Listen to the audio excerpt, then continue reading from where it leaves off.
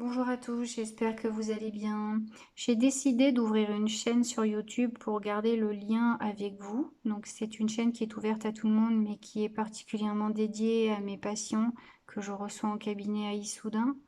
Elle sera certainement amenée à disparaître après, on verra selon si ça vous plaît ou pas. Du coup, je vous invite à réagir par le biais de mon adresse mail ou par de courts SMS si vous le souhaitez. Je vais je vais parler de sujets variés et je vais le faire de manière générale. Donc s'il vous plaît, vous ne prenez que ce qui résonne en vous et uniquement ce qui résonne en vous. Ne cherchez pas à coller à ce que je vais dire. Surtout pas. Ce soir, je voulais vous parler de la peur, de l'inquiétude, de l'anxiété, de toutes ces émotions qui peuvent être là depuis 3 semaines, voire plus, et qui sont, ma foi, tout à fait légitimes au vu de la situation que nous traversons. Donc, toutes ces émotions-là, elles font partie de la famille de la peur, et ce sont des réponses émotionnelles. C'est-à-dire qu'elles interviennent pour dire à notre conscience, hey, il y a quelque chose qui ne va pas, il y a un danger qui est là. Donc vous voyez que ça prend tout son sens quand on dit à l'heure actuelle j'ai peur, je suis inquiet, je suis angoissé. Ce sont des émotions qui sont malheureusement d'actualité. Donc si vous êtes dans ce cas-là, ma foi, rassurez-vous, c'est tout à fait normal. Et ces réponses émotionnelles, elles resteront présentes, ma foi, le temps que durera la situation, et peut-être même au-delà. Elles ont quand même un côté positif, c'est-à-dire qu'elles relèvent notre degré de vigilance.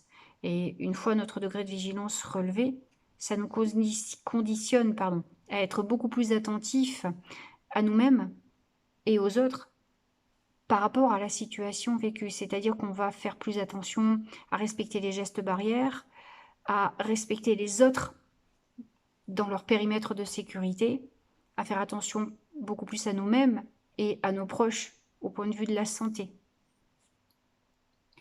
Donc, ces émotions, elles sont là pour nous prévenir, finalement, pour que nous puissions faire en sorte, autant que faire se peut, que nous puissions prévoir ce qui peut éventuellement arriver. Donc ces émotions, l'angoisse, la peur, l'inquiétude, ce sont des degrés de vigilance. Mais qu'est-ce qui fait en sorte qu'on va se trouver dans tel ou tel degré? Qu'on va être soit inquiet, soit anxieux, soit... Alors je ne vais pas faire la différence entre toutes ces émotions, bien qu'il y en ait une. Qu'est-ce qui va faire qu'on va se trouver donc dans tel ou tel degré de vigilance? Eh bien, c'est tout simplement l'analyse que nous allons faire de la situation. Le regard que nous portons sur l'événement qui va faire que la réponse émotionnelle, donc, l'angoisse, le stress, va être relatif à cette analyse. Ce qui va faire que nous allons passer plus ou moins bien cette épreuve, eh ben, c'est l'intensité que nous allons donner à l'émotion que nous collons à la situation. C'est l'intensité que nous allons porter à la réponse émotionnelle. C'est-à-dire que plus votre regard sera dur, sévère, négatif sur la situation, plus votre réponse émotionnelle, elle sera dure, sévère et négative. Plus vous allez vous inquiéter, plus vous serez inquiet. En gros. Alors une émotion, contrairement à un sentiment, une émotion, elle est destinée à passer, à ne rester dans notre état de conscience que un certain temps, à l'inverse du sentiment qui, lui, va s'ancrer en nous. Alors, qu'est-ce qui fait qu'on va garder ces émotions-là plus ou moins longtemps? C'est notre propre action, déjà. Le fait de tous les jours se poser 36 000 questions, c'est tout à fait légitime, c'est tout à fait normal. Hein. Mais plus vous allez vous inquiéter, plus vous allez appeler l'inquiétude, et à force, le degré de vigilance va s'élever, la réponse émotionnelle va s'élever. Donc, d'un degré tolérable, vous risquez de passer à un degré difficile à gérer. Or, nous pouvons, consciemment, pour de vrai, nous pouvons agir sur nos émotions. Et nous avons vu que ces réponses émotionnelles sont des émotions. Réponses émotionnelles, ce sont des émotions. Nous pouvons agir consciemment sur nos émotions. Et aujourd'hui plus que jamais, ce qui peut nous aider à accepter autant que possible ce que nous traversons, c'est de relativiser. Alors, relativiser ne veut absolument pas dire minimiser la gravité de la situation, minimiser ce qui se passe. Relativiser, c'est prendre conscience de sa réalité dans la réalité. À l'heure actuelle, beaucoup d'entre nous a la chance d'être à la maison, d'être en bonne santé, d'être avec les enfants, le conjoint, et que tout le monde aille bien. Je dis bien, grande majorité d'entre nous. Ces 3 points-là doivent suffire à eux-mêmes pour, encore une fois, par rapport à la situation que nous vivons, ces 3 points-là doivent suffire à eux-mêmes pour vous tranquilliser suffisamment pour que vous puissiez descendre le curseur, je vous en parle souvent au cabinet, mettre le curseur soit au milieu, soit en zone qui ne vous fera pas souffrir.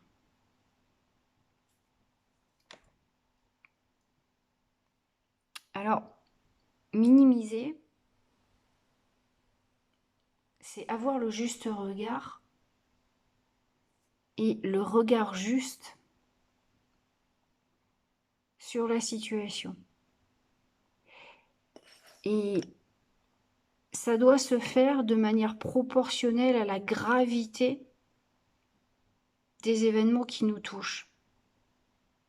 C'est-à-dire que plus l'événement va être grave, c'est le cas aujourd'hui, plus vous devez essayer de relativiser au maximum pour contrebalancer le phénomène. Parce que si vous faites ça d'égal à égal, vous allez rentrer dans un système de destruction qui va être relativement terrible. Relativiser, c'est justement donner une autre image à la situation par rapport à votre vécu, votre quotidien, à vous. Ce n'est pas être égoïste, ce n'est pas être égocentrique, ça n'a rien à voir avec ça. C'est revenir à ce qui fait votre essentiel, à ce qui est essentiel pour vous. Et à l'heure actuelle, où nous vivons vraiment, nous subissons véritablement une attaque de ce virus, donc quelque chose qui touche à notre santé, à notre vie. Relativiser, c'est justement prendre conscience de la valeur de la vie, ma vie en tant qu'être, et de la vie des gens qui me sont proches, la vie des gens que j'aime. C'est ça, relativiser. Vous voyez bien que ce n'est pas du tout minimiser ni ce qui se passe, ni l'engagement que nos héros au quotidien prennent pour que nous soyons en vie. Absolument pas. C'est tout autre chose. La prise de conscience, elle doit se faire en douceur. Il y en a qui vont y arriver, il y en a qui ne vont pas y arriver, qui vont rester dans cette boucle infernale d'angoisse, de surangoisse, et ça va entraîner beaucoup de choses, notamment au point de vue physiologique. Alors faites attention à vous, s'il vous plaît. On n'a qu'une vie, c'est inutile de se surangoisser pour aller frapper à la porte de notre médecin qui a déjà bien suffisamment à faire comme ça. Donc finalement, relativiser, c'est prendre le temps d'apprécier ce qui est essentiel pour vous. Voilà, je pourrais évidemment vous parler pendant des heures, mais je pense que pour une première vidéo, pour mon premier essai, on va voir ce que ça donne. Je vous remercie d'avoir pris le temps de m'écouter. Je vous dis à très bientôt. Et juste une petite chose, je vous invite à faire comme moi tous les jours, quelle que soit l'heure, à avoir une pensée très très très forte pour toutes nos blouses blanches qui se battent pour que nous puissions rester en vie, et de leur envoyer énormément par la pensée, leur envoyer énormément de gratitude et d'amour, et je suis sûre qu'ils vont recevoir tout ça. Je vous remercie beaucoup, je vous dis à très bientôt. Au revoir, prenez soin de vous.